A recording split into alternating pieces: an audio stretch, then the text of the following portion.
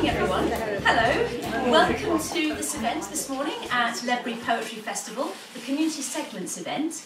My name is Sarah Jane Arbery, and I am one of the poets that works as part of the community programme for Ledbury Poetry Festival. It's a programme that goes on throughout the year, and it involves workshops and activities for people just all over Herefordshire, and in some cases beyond that as well. I run 3 workshops for the programme. I run a workshop in Hereford in conjunction with Hereford Museum called Segments. I run a workshop which is in conjunction with the Women's Centre, which is called Women for Women. And I run a workshop in Bromyard called Poetry for Pleasure. And what you're going to see this morning is a selection of poems written by people that come to those events and these workshops over the past year. Okay, so I shall be hosting the event, and at times I'll be handing over to Sam Craig, who is a collections officer from Hereford Museum, who will talk to you about some of the exhibits and items from the museum that we have used as inspiration for our writing. So I hope you enjoy the event today. It will be very varied and lots of different subjects. As you can see, starting with this one, pubs and pub names. Now we're going to start with the segments workshops. So these first set of poems that you're going to hear will have been inspired by items from the storage collection at Hereford Museum. And the way the workshops work is that participants come along and they don't know when they arrive what the theme is going to be or what item they're going to be confronted with. And they then write and kind of like try to work out what the item is or what a connection is, and try to sort of form some kind of, in a sense, meaning for what they're seeing. And so the first theme that we did, as I said, was pubs and pub names. Participants were basically confronted with the picture, the photograph that you can see here on the screen, and an actual shoulder of a whale. Okay, which is a huge, massive thing. I'm now going to hand over to Sam, who will just say a few words about that, and then I'll introduce the poet for this section. Good morning, everybody. So we have a photograph on the left and the object on the right. And these two are connected because the building on the left is the Whalebone Pub in Hereford. And the bone on the right stood outside the pub and acted as a sign to signal that you could go in there and drink at the Whalebone Pub. This dates to a time when pub names came about when most of the people going to pubs were illiterate, or a high proportion of them were. So you would actually put something outside the pub to signal that that was the pub, or even a picture of an object. And this pub's name actually changes from time to time throughout the 19th century. Sometimes it's the Whalebone Pub, sometimes it's the Bladebone Pub. And that changes over 100 years. When the pub was finally demolished in 1957, a man acquired the bone, held on to it for about 30 years, and it was donated to the museum in the 1980s. Okay. Right, so we're going to have a poem that has been inspired from that. It's a poem called Market Inn, Bodmin, 1965. A memory poem written by David Winbo.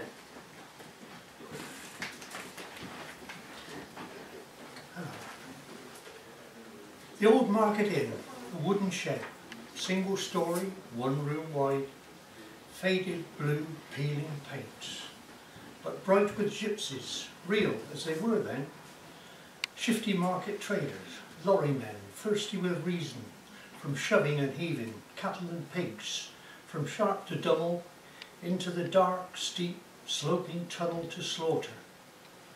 So drain of thirst in the smoky blue air, slapping hands to seal the bargain, under the bar-long painted mirror, the best, I think, I've ever seen.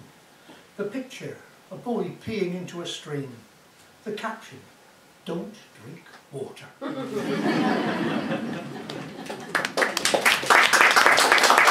on now to our second theme. This was in October last year, and the theme was school days. And what was quite innovative for the group is that when they arrived to do that workshop, they were dressed up in little scarves and they wrote their poems on slate using a little pen there. And we have a picture here from an old school days photo. I'm going to hand over to Sam now to talk to you a little bit about that theme. Just briefly to say, children didn't always wear uniforms to school as much as they do now, but if you look closely at the photograph, you'll see there are a few boys who are wearing their sailor's collars. Here. one there. And so when in the museum we have a session for school children called the Victorian Classroom, and we have sailors' collars for boys and aprons for girls. We couldn't fit into the aprons for the girls, but we all wore the sailor collars and reminisced generally about school, and it ended up being quite the therapy session. Yes, and that's a very good introduction for the next poem that you're going to hear, which is entitled I'm Not Bitter by Patrick Mooney. Bastards.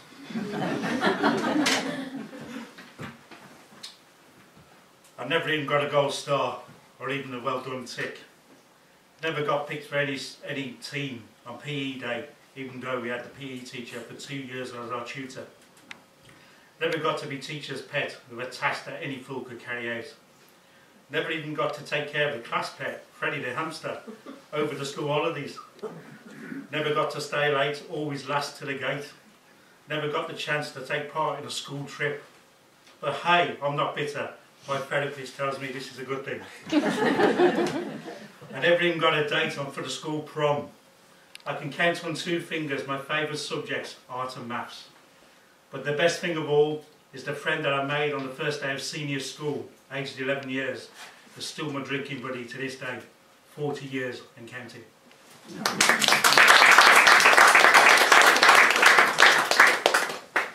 Thank you, Patrick. The next theme that we looked at, hopefully we're going to be getting... There it is, sorry. Excellent, well done, Sam. Is amulets, talismans, charms and sympathetic magic.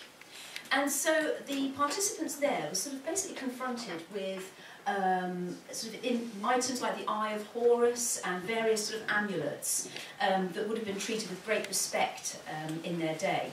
I'll just hand over to Sam now to speak a little bit more about that. Right, so we started with some ancient objects, including a wadjet eye, or Eye of Horus. The Egyptians had over 100 different amulets that were tucked into mummies' wrappings to improve the physicality of the deceased for the afterworld. And in the mummy of Ramses III, who was killed in a palace coup in 1155 BC, there's actually a wadjet eye on his neck to cover the knife wound or stabbing wound from which he died. A little closer to home, we have this. It's much too small for you to see at the back or even at the front particularly. Come up afterwards and have a look. But it's something called a devil's toenail.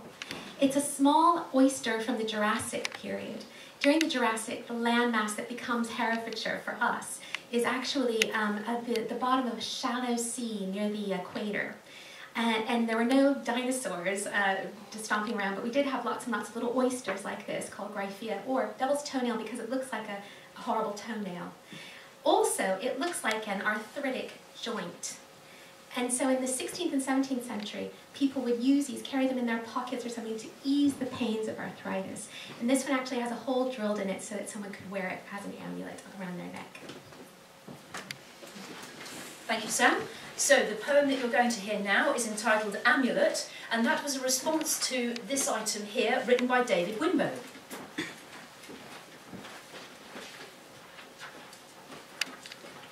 This scarab, hers this 20 years or longer. Gold from a piercing blue sky, dirt-strewn streets, the smell of gutters. Not for her, for me. And blue for the river we always come back to. Lazy days, but only for us. Cattle standing thigh deep, egrets stalking the shallows, and always that sky. The west going down in a blaze of amber, the tombs black in its face. Silent sails on the river, calls to prayer, peace. Horus, heal us.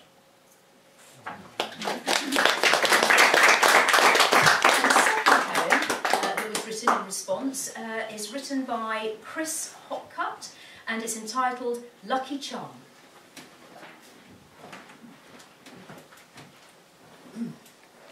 I have a good luck charm. I take it everywhere. I cannot be without it. It keeps me safe from harm. I wear it when I'm shopping or driving in my car. I wear it when I'm walking. It keeps me safe from harm. I wear it to meet new people or going to the gym. I wear it when I'm swimming. It keeps me safe from harm. My lucky charm's a piece of flint I found when I was young. It has a hole pierced for a string and keeps me safe from harm.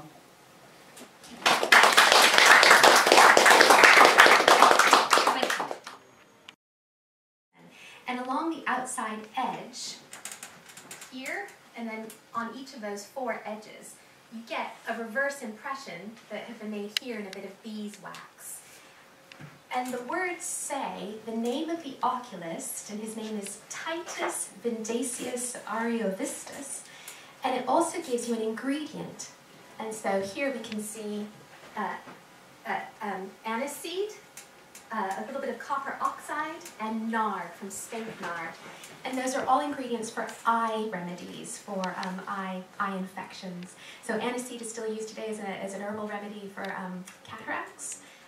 And that sort of thing. So what we thought we were looking at was actually the name of an eye doctor who was practicing at Kenchester in Hereford 2,000 years ago. It was all a bit exciting, so now I have to bring everybody right down. Unfortunately, the name Titus Vindacius Ariovistus is a bit like Beecham's Powders. It's a trade name. So somebody's licensed their remedies, their eye remedies. Its name pops up in the Roman Empire elsewhere. However, we may have a son and a father working together, because on the top you can see the word signor here. So it may be that's the father in practice with his son, who would be the junior. Thank you, Sam. So, participants basically had to sort of write down their just sort of words and thoughts that come to mind when looking at this object. And this is a poem written by Rhiannon Morris, who couldn't unfortunately be here today, so I'm going to read it for her. And it's called First Impressions, looking at the Roman oculist stamp. At first, from afar, licorice blackjack, faded in a jar, jaded musty white, powdered gold rusted, crusted, entrusted to a museum, sight unusual for my perusal. Advancing closer, hieroglyphics dance, passwords prolific, figure around its frosted fabled frame, alphabet nuzzling, 'tis just a puzzle. 6300 square, a franking slate stamped, flanked in mystery, engravings raving as their warnings scream, first impressions are seldom what they seem, neath microscope's lamp, an oculist's stamp.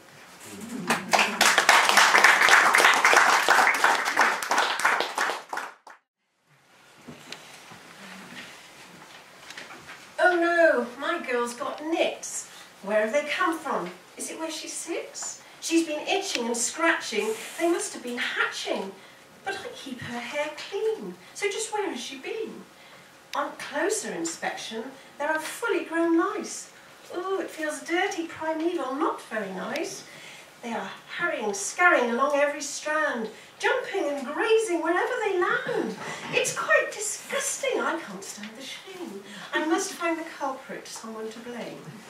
Oh God, maybe I've got them as well. Oh, now come to think of it, I'm itching like hell. Who's causing this filthy infestation to spread? We need to inspect every child's head, but it's no longer PC to call the knit nurse. So this curse just continues and gets worse and worse. Everyone in the family needs to be doused with a vile-smelling potion to get deloused. I'll have to tell Granny. Granny, you might have got nits. I'm embarrassed, but pretend it's no big deal when I'm really in bits. In my day, she declared, only the dirty and unwashed suffered this condition, not people like us, not in our position.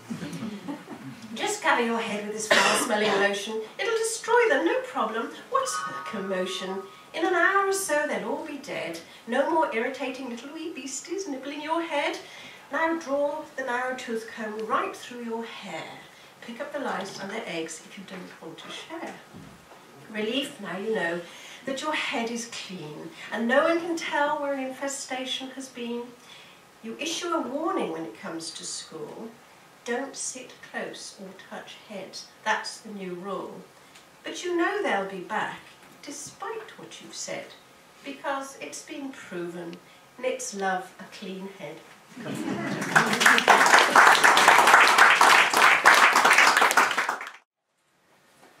Look, there's the privet hedge I hid behind, not wanting to go to school, till my mother saw my hair ribbon and marched me there. It's grown high enough to really hide behind now. There's the alleyway we ran down to make a camp amongst the undergrowth and grass cuttings, now blocked off and claimed for someone's extension.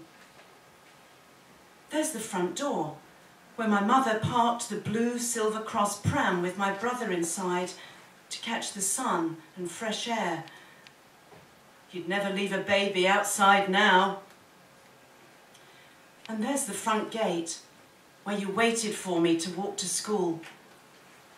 Funny how you never moved away for years. There's the pavement, where we held hands, setting off for Guildford Cathedral on our first date. You're married and in Montana now. But today we revisited, you and I, and shared a moment together, till the front door opened and an unfamiliar voice said, "What are you looking at?"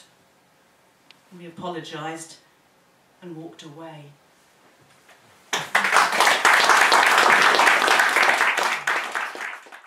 Whilst house hunting.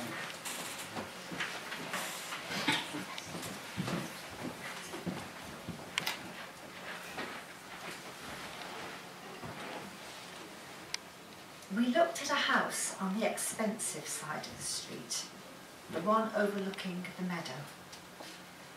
The owner proudly showed us his garden, the trees, lawn, flowers, singing birds, the distant river, and cows grazing in the next door field.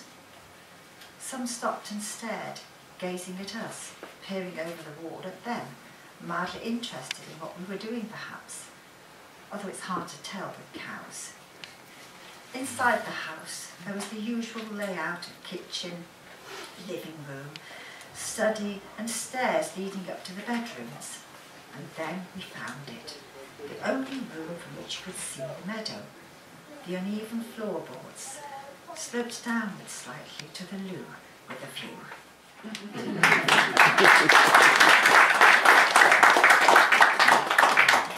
Thank you, Jenny. Right, we move on now to the third section of this event, and so this is the poems coming from the workshops that I run at Bromyard with the Poetry for Pleasure group.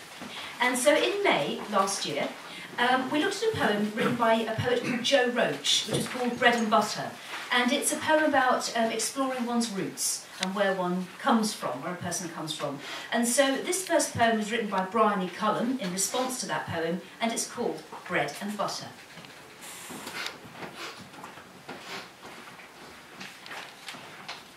I come from families running schools, gardens, fruit trees, raspberries, hens, barbed wire beaches, men in khaki, learning, reading, writing and arithmetic, a tall black telephone, bubbles through clay pipes, peering through run church chairs. I come from long saved clothes, homemade frocks and knickers, gathering in the kitchen for the 6 o'clock news. I come from window blackout, money-raising efforts in the parish hall, ballet lessons and a world of books, highlights of visitors, ponies and chimp tea parties at the zoo. I come from newspaper readers, crosswords, cards and chess, homemade brawn, offal, salted beans, jam. I come from a land fighting for its own. I come from respecters of religion, appreciative of the arts and sport. I come from solid marriages backed by widows and spinsters, hard working, doing their bit for Britain.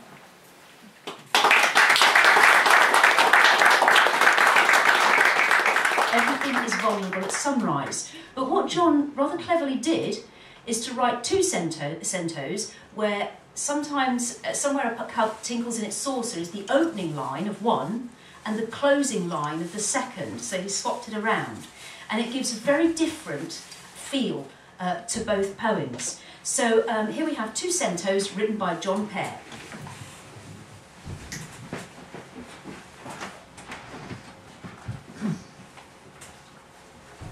called Sleepless.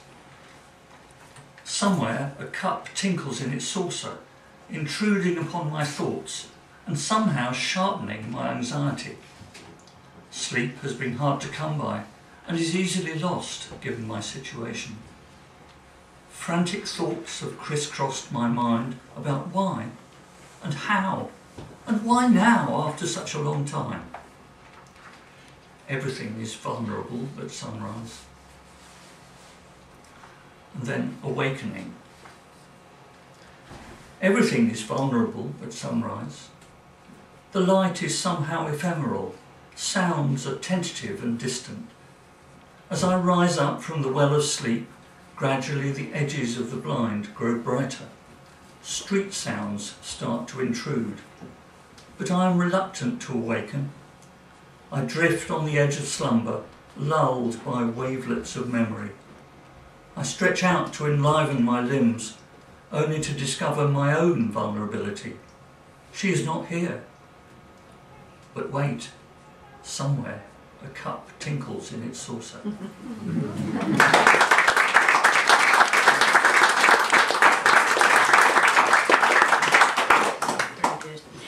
Right, so September last year, we also again looked at the wish list poem by Andrew Motion. I'm going to invite John back again, who's going to read a poem called List Poem for My Father.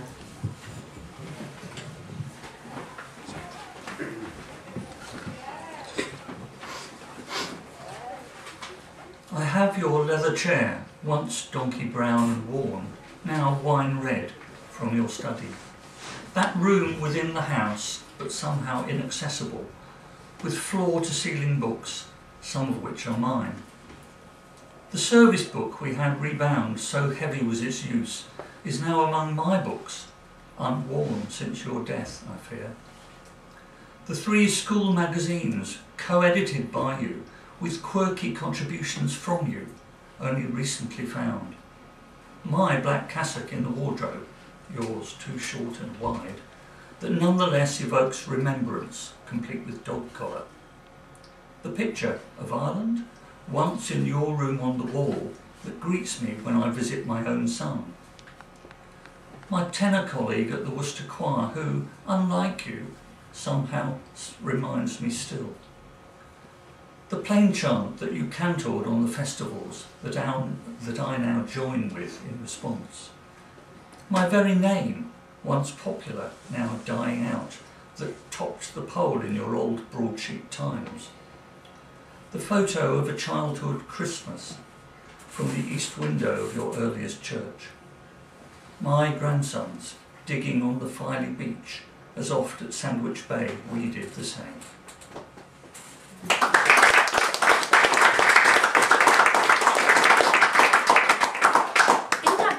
I don't know if you've ever come across these. You can buy cards which are sort of covers of books with unusual book titles.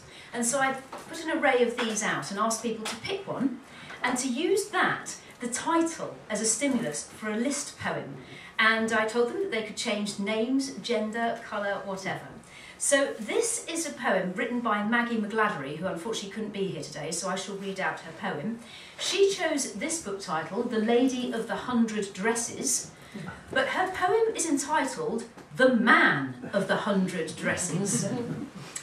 The man of the 100 dresses has a capacious wardrobe, deep pockets and bags under his eyes, needle-marked fingers attaching thousands of sequins, a hidden online bank account, a postman on first-name terms, time on his hands for twirling and prancing, an eye for detail, the extra pin and tuck, a figure he will die for, but no one to see and admire his beauty.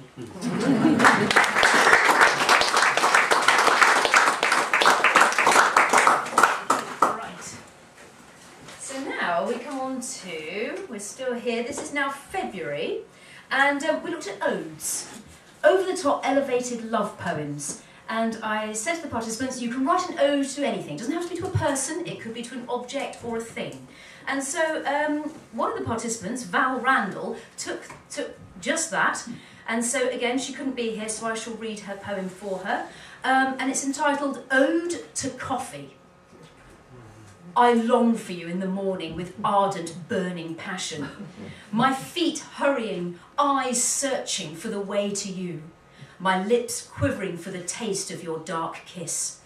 Such longing vanquishes all rivals for my heart. Only you will assuage my hunger. At first, it is the scent of you, a perfume beyond all spices, all fruits, all aromas, of exotic flowers born and zephyr breezes. I breathe you in and my whole body shudders with anticipation. And then the sound of you pouring all your strength, all your fierceness and full body into our beloved cup.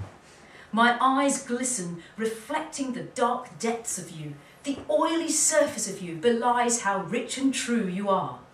No fickle lover you, but all that I will ever need to satisfy this lifetime. And when we taste each other with lip and tongue, it is a wondrous, lubricious meeting. Now it's consummation as I take you in to fill me with the heat and warmth of black tropic nights where there is no sleep, where dancing goes on in melting joy. Oh, my love, it is such bliss to dream of you and your deep kiss.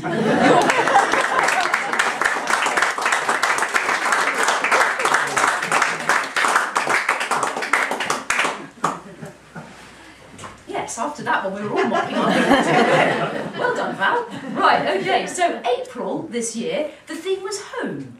And so here is a short poem here written by Mary Wakefield Jones in response to that theme. Her poem is entitled Warm Room.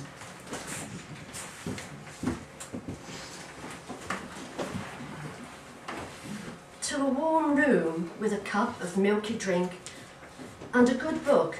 Put all your cares aside and no decisions to make until tomorrow morning and a new day when the brain has been cleansed by sleep and can think afresh.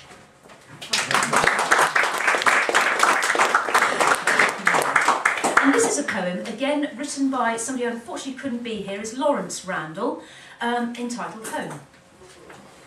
Do not think of bricks and mortar. Do not think of stone and blue-grey slates. Home is insubstantial. It is not at all concrete. More like a castle in the air, more like a sudden breeze, more like a Buddhist mantra or fresh intake of breath, more like the smell of bread in the making or the scent of freesias in a glass, a delicate spider's web of feeling glinting in the sun and rain. Do I feel loved and warm and safe and comforted and held? If I can answer yes, then that is where my home is.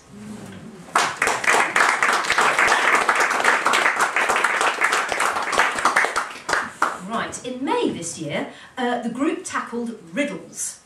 And so they chose various items and wrote essentially riddles about them. Now, I'm not going to tell anybody what these two poems are about. First one is by Bryony Cullen here. See if you can guess at the end what Bryony's poem is referring to. Her poem is called Metamorphosis.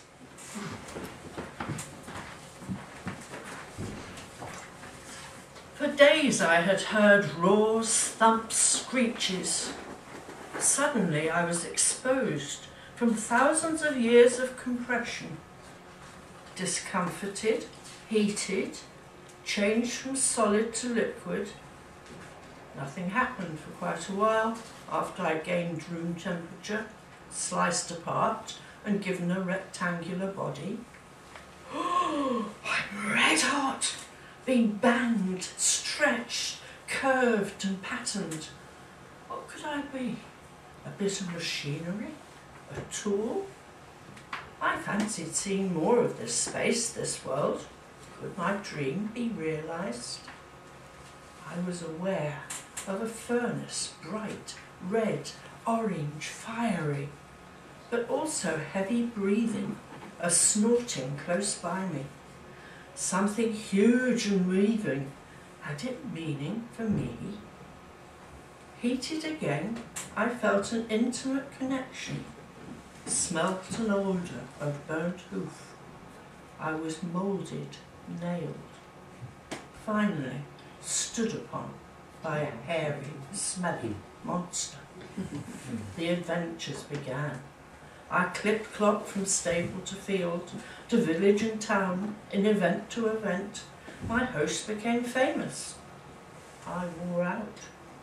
A devastating, final separation to the scrappy? No. I was placed in the centre of the kitchen mantelpiece, the heart of the family. What more could I want? Placed next to the photo of my champion Shire. Well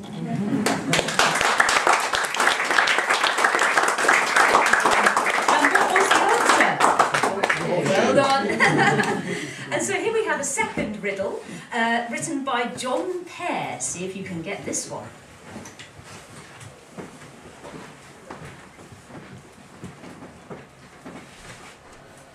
If I could only have my way, I would strive to be carbon neutral. But it is hard to be exemplary, however bright my outer garb. At my birth I was bored, but filled with potential to make my mark. I used to have similar siblings, but over time we became separated. As a result of contrary fate, I have become shorter as I have grown older, and each time I have a shave, I become sharper and more precise. It is a difficult decision whether to be a useful member of society or whether to slip away somewhere and prolong my life by who knows how much. The sun, the wind, movement are but a distant memory for me, and I cannot know what the future holds. I have to take each day as it comes. Hard work wears me down, but if I am refreshed, I am nearer the point at which I may be deemed too near the end, time expired. Shall I find the right balance? As I near my end, shall I have made my mark?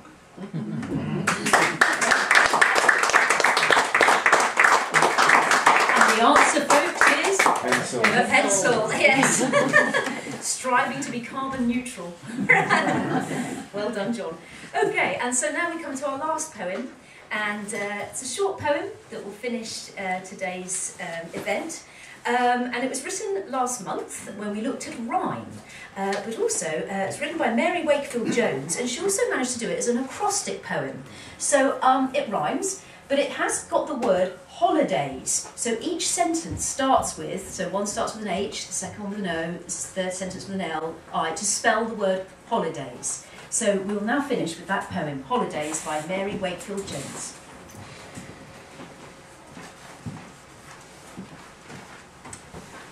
Holy days, other days, lazy days, in-between days, days to laze and days to gaze, yesterdays, such a holidays.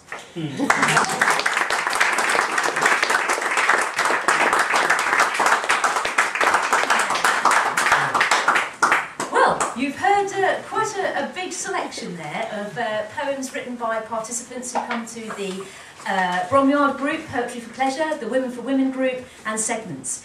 I'd like to say that if there's anybody that wishes to come along to the groups, do please see me afterwards, and I'll let you know how it all works and what happens. But right now I'd just like to say a few thank yous before we finish. I'd like to say thank you to Ledbury Poetry Festival, firstly, for funding the workshops and ensuring that they remain free for people to come to and to join. So thank you very much to Ledbury Poetry Festival for actually funding.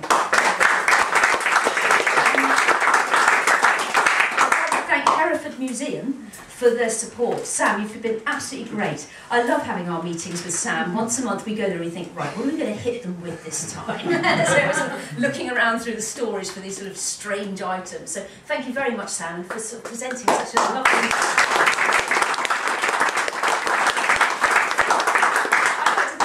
Simpson, our event manager over there. I'd like to thank you all for coming today and supporting the poets here. And finally, yes, I would like to thank the poets who are members of Women for Women segments and Poetry for Pleasure. Well done, everybody.